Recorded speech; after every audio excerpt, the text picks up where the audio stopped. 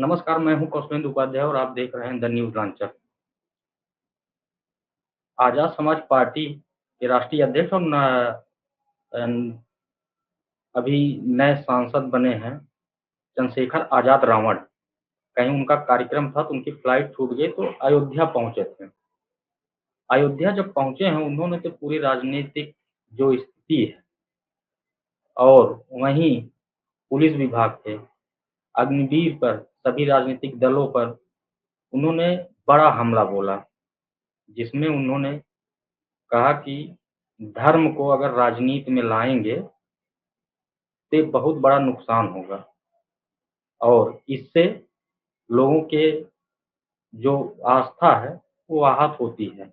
इसलिए सभी राजनीतिक दलों को चाहिए कि धर्म को राजनीति में न लाएँ।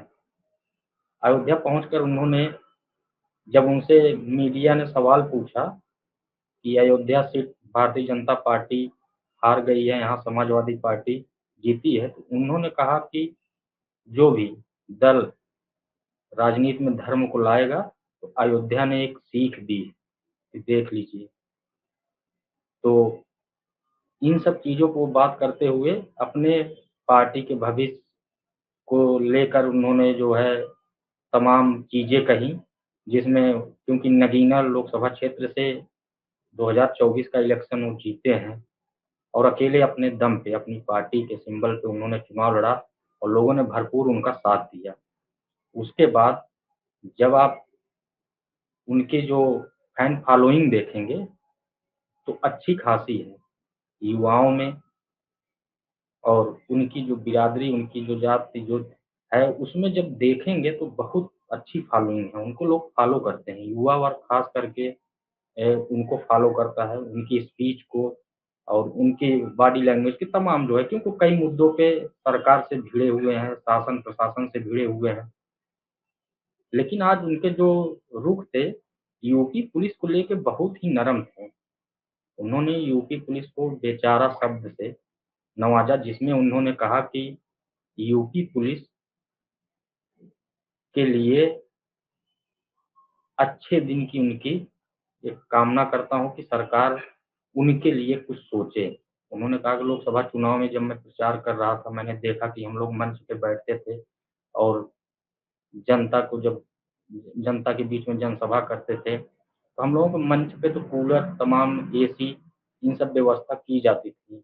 हम लोग तो वहाँ ठंडे में रहते थे, गर्मी इतनी महसूस नहीं हो पाती थी वहाँ पे। लेकिन पुलिस वाले बेचारे जो है, वहाँ धूप में खड़े रहते थे, इतनी गर्मी, लू में वो सिर्फ़ हम लोगों की सुरक्षा के लिए वहाँ पे खड़े रहते थे, पब्लिक की सुरक्षा के लिए खड़े रहते थे। तो इनको सबसे पहले वरीयता देनी चाहिए, सरकार को चाहिए कि जो पहली बात तो जो बॉर्डर स्कीम है, उसको ख़त्म कर देना चाहिए। अब इनको जो है बॉर्डर ज़िले में पोस्टिंग मिल जाए, जिससे ये अपने परिवार के साथ भी अगर हफ़्ते में चाहें तो मिल सकें। ये सब चीज़ें उन्होंने कही। वहीं उन्होंने अग्निवीर योजना को लेकर भी कहा। पुलिस विभाग में तो जो एक लेटर वायरल हुआ, उसको भी लेके उन्होंने कहा कि हर जगह सरकार निजीकरण पे जोर दे रही है और निजीकरण को जो है ला के आरक्षण को खत्म करना चाहती है और राजनीतिक दलों में जो स्थिति है, उनको चाहिए कि इसका विरोध करना चाहिए और अगर विरोध नहीं करेंगे, तो आगे की स्थिति भयावह होगी। अब उनका जो अपना मानना है, जो भी राजनीतिक दलों के बारे में जो सोचना है, लेकिन उन्होंने अपनी पार्टी का एक नया भविष्य उन्होंने बताया कि 2027 के इलेक्शन में वो अकेले चुनाव लड़ेंगे और सभी 403 विधानसभा सीटों पे लड़ेंगे। किसी से गठबंधन नहीं, किसी के साथ नहीं रहेंगे, अकेले रहेंगे। हालाँकि अपनी पार्टी से ही वो चुनाव लड़े और चुनाव जीते भी। इस चीज़ को लेके उनके अंदर कॉन्फिडेंस या कहिए कि उनके अंदर जो उत्साह है, वो चीज़ बाहर आ रहा था।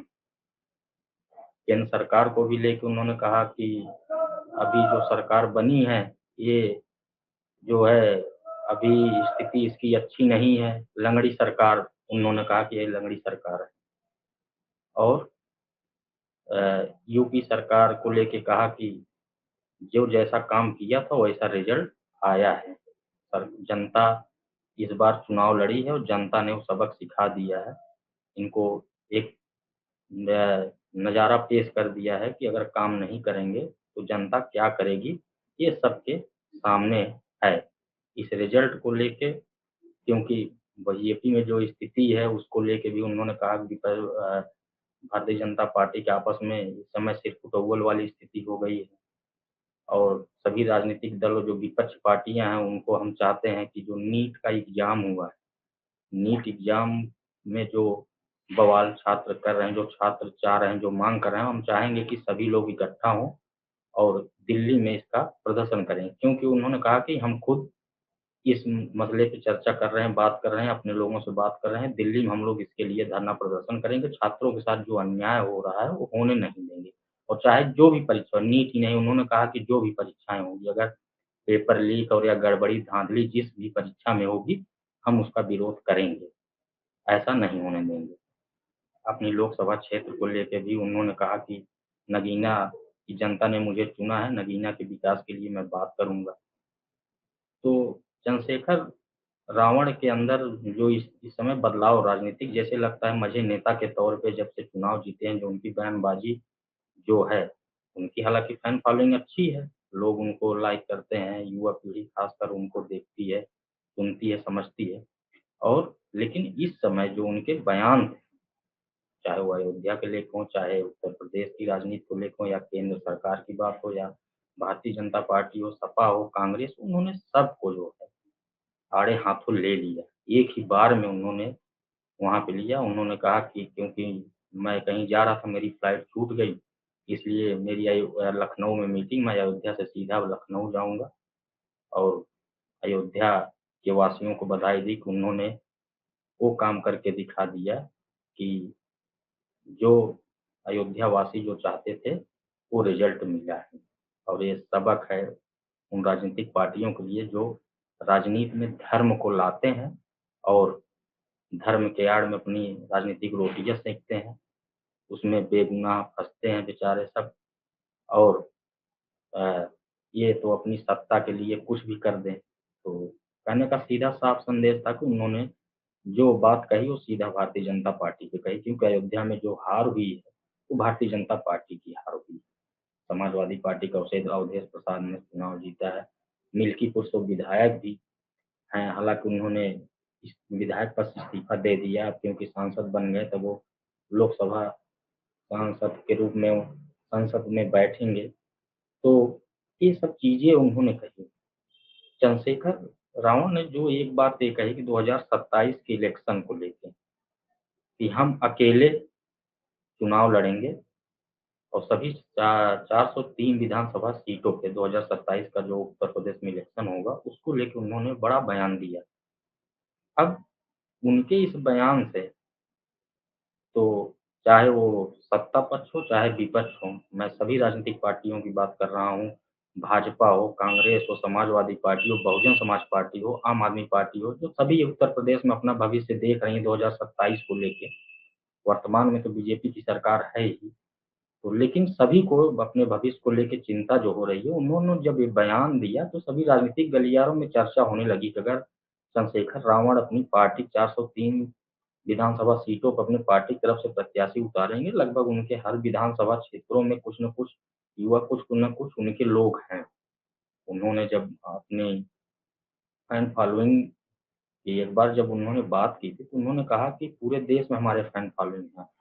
अब पूरे देश की स्थिति क्या है, इसको तो आने वाला समय बताएगा, लेकिन वर्तमान में अगर देखा जाए तो उत्तर प्रदेश में जिस तरह से वो चमके हुए एक नेता के रूप में उभरे हुए हैं, क्योंकि जो भी मुद्दा चाहे वो दलितों का मुद्दा हो, तो अक्सर चंद्रशेखर रावण को ये देखा जाता है कि वो चाहे वो शासन प्रशासन हो या सत्ता हो, कोई भी हो, वो मुखर होकर जो है दलितों के ऊपर हुए अपराध पे बोलते हैं और उसके लिए लड़ते भी हैं। उस जगह पे पहुँचते हैं, चाहे वो पश्चिम यूपी हो या पूर्वांचल हो, बुंदेलखंड हो या अवध हो, हर जगह वो पहुँचते ज़रूर हैं। उन्होंने जब अपनी पार्टी का गठन किया, तो उसमें भी काफ़ी लोग जुड़े। हालाँकि जो राजनीतिक गलियारों में जो चर्चा रहती है, तो उनको कहा जाता है कि दलितों के नेता के रूप में वो उभरे हुए नेता हैं, दलित वर्ग में उनसे मतलब अच्छी उनकी पैठ हो गई है। और अगर देखा जाए तो जिस तरह से बसपा सुप्रीमो मायावती की जो फैन फॉलोइंग थी जो है, तो कहते हैं कि वही फैन फॉलोइंग अब चंद्रशेखर आज़ाद रावण में आ गई है। उनके पास वो भीड़ आ गई है, वो भीड़ चंद्रशेखर आज़ाद रावण को अपने हीरो के रूप में देखती है। और देखने का जो क्योंकि अकेले इस बार 2024 का जो इलेक्शन था, अकेले उन्होंने चुनाव लड़ा नगीना विधानसभा सीट पे, वहाँ पे सबने देखा कि बीएसपी सुप्रीमो मायावती स्वयं और उनके जो भतीजे आकाश आनंद तत्काल में क्योंकि नेशनल कोऑर्डिनेटर थे और अ, मायावती के राजनीतिक उत्तराधिकारी भी थे, वो भी वहाँ गए तो रावण पे कटाक्ष भी किए, लेकिन रावण ने उनका जो जवाब है, बड़े शालीनता से दिया। उन्होंने कहा कि वो बड़े परिवार के हैं और राजनीति कर रहे हैं, करनी चाहिए। अच्छी बात है कि आएँ, लेकिन वो दुःख दर्द समझे लोगों का। और हम तो चाहते हैं कि उम्र में हमसे छोटे हैं, लेकिन परिवार उनका बड़ा है, तो वो कुछ भी कह सकते हैं। उन्होंने बड़े शालीनता से उनका जवाब दिया और जब अपने लोकसभा क्षेत्र में प्रचार कर रहे थे, लगभग सभी नेताओं के बारे में उनके जो बयान अगर देखेंगे, तो बड़े शालीनता से हाँ, बात अपनी वो तार्किक रूप से रखते थे। लोगों के बीच में रह के किस तरह से उन्होंने अपनी पैठ बनाई और नगीना विधानसभा क्षेत्र में एक अकेले प्रत्याशी के रूप में लड़े और अपनी पार्टी के सिंबल से वो चुनाव वहाँ पे लड़े और चुनाव जीते भी। जबकि सभी राजनीतिक पार्टियाँ चाहे वो इंडिया अलायंस हो, बहुजन समाज पार्टी हो, भाजपा, एनडीए हो, सब लोगों ने उस सीट पे कयास लगा रहे थे कि चंद्रशेखर आज़ाद रावण की स्थिति अच्छी नहीं, लेकिन जो रिजल्ट आया वो बड़ा चौंकाने वाला। और रिपोर्ट जो लोग बता रहे थे कि चंद्रशेखर आज़ाद रावण वहाँ नगीना लोकसभा क्षेत्र में हर घर में अपनी पैठ बना चुके थे जब राजनीतिक पार्टियां वहां पे अपने प्रत्याशी घोषित कर रही थी। उसका जो रिजल्ट का जो रिजल्ट उनके पक्ष में आया उसके पीछे सबसे बड़ी बात थी कि राजनीतिक पार्टी जब अपना प्रत्याशी वहां घोषित कर रही थी उसके पहले चंद्रशेखर आजाद रावण लोगों के बीच में अपनी पैठ बना दी। आज उनके इस बयान से कि 403 विधानसभा सीटों पे अकेले चुनाव लड़ेंगे, उसको देखा जाए कि उत्तर प्रदेश पुलिस को लेके तमाम योजनाएँ जो केंद्र सरकार की हैं, चाहे वो एग्ज़ाम परीक्षा पश्चात उन्होंने अपने 5 मिनट के मीडिया के बयान में उन्होंने सारी बातें कह दी। सरकार की वर्तमान सरकार जो नया सरकार केंद्र में गठन उसको भी लेके उन्होंने कहा। तो नेता का जो गुण है वो चंद्रशेखर आज़ाद रावण में एक नए रूप में देखने को मिल रहा है।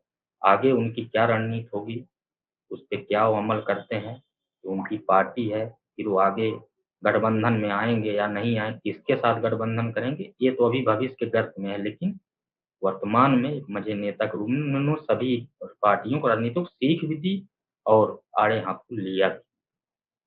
आगे जो भी होगा हम आपको अपडेट करते रहेंगे, तब तक के लिए नमस्कार।